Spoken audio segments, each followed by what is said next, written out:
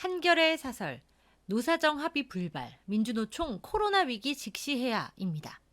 코로나19 위기에 대응하기 위한 노사정 대표자 회의의 협약이 1일 서명식만 남겨둔 상태에서 김명환 민주노총 위원장의 불참으로 무산되고 말았습니다.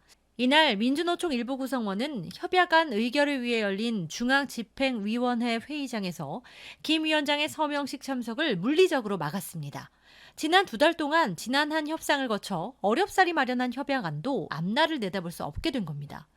이번에 협약이 체결됐다면 1997년 외환위기 이후 22년 만에 민주노총까지 들어온 완전체 사회적 합의가 될 수 있었습니다.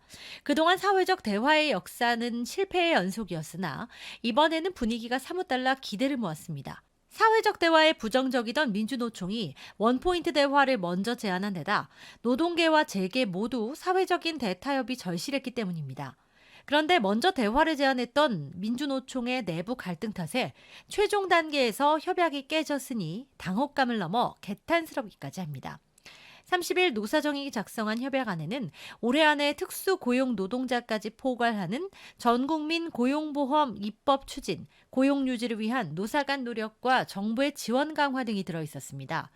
상병수당 도입을 위한 사회적 대화를 계속하고 합의 이행을 점검하는 대화기구 운영 등 실행력을 담보하면서 사회적 대화를 이어가기 위한 장치도 있습니다. 나름 실효성까지도 고려한 것으로 평가할 만합니다. 민주노총 내부 반대 진영은 해고 금지와 총고용 보장이 명시되지 않은 걸 문제 삼았습니다.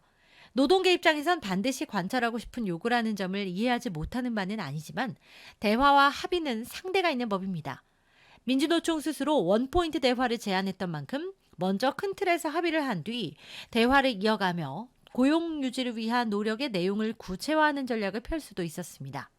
이런 점에서 민주노총의 이날 모습은 실망스럽기 이를 데 없습니다. 국민의 시선이 따갑습니다.